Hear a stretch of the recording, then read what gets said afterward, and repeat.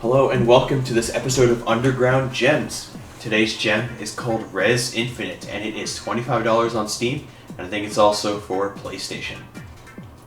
Rez Infinite is a rail shooter where you lock on targets. You can see me failing to lock on this guy. It's a rail shooter, you lock on targets, you release the button, and then you shoot.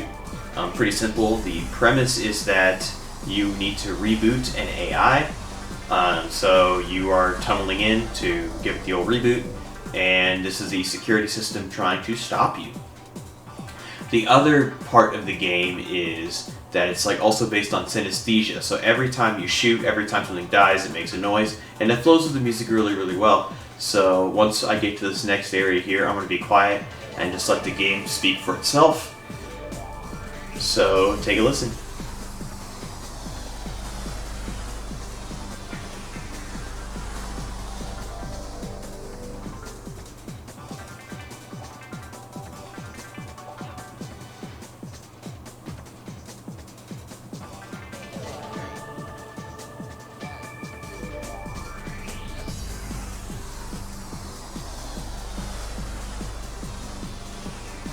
Alright, so as you can see, the music and the sound effects flow really, really beautifully together, and the visuals too.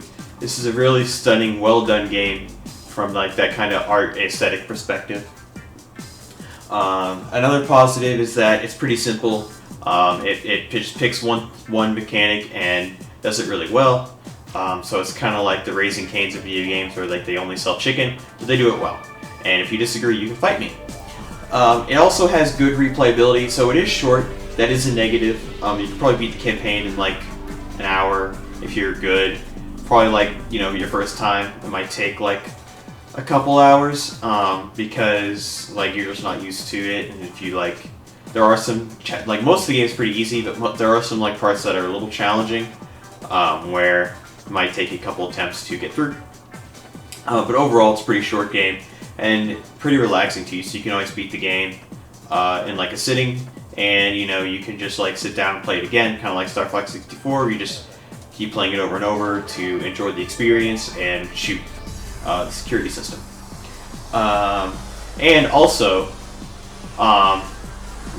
knowing when to shoot and when to fire, or knowing when to shoot and when to hold your fire is also really good, because you can sometimes you want to bait shots out in order to lock on more targets, because that gives you a better multiplier, and also it flows better to the music, and the more you optimize your score, and this what I'm showing you, this gameplay is not optimal. I haven't played the game in a while, and I'm also not that good. I'm not that musically talented to optimize my shots in the music either, but if you do optimize, it just flows really, really well together, and it's just a beautiful game.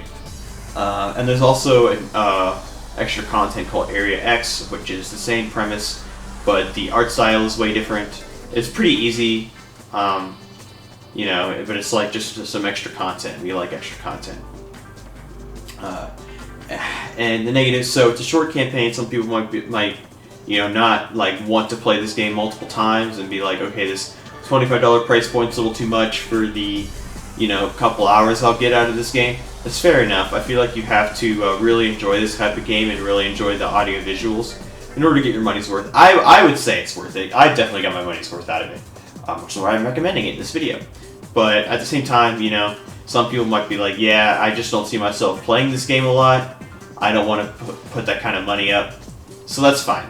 I would say support indie developers, but you should support indie developers of games that you're actually going to play. So don't let the price point scare you, but also at the same time, I totally would understand if it doesn't fit your budget. So there's that, and then some people really like these kinds of shooters where it's bullet hell. There's 100 enemies on the screen. You just try to kill as many as you can. This one isn't that wild. You can pretty much kill 90% of everything that's on the screen. And in fact, I think you need a 96% shot down rate in order to do something. I'm not sure. I don't remember the actual score. There's some score challenges you can do. So that's another replayability. It's just trying to beat these score challenges. But some people just really like these wild shooters, and this game isn't. a wild shooter. It's pretty tame, which is both good and bad. So I'd say overall, I'd give this game about an 8. For what it tries to do, it's a 10.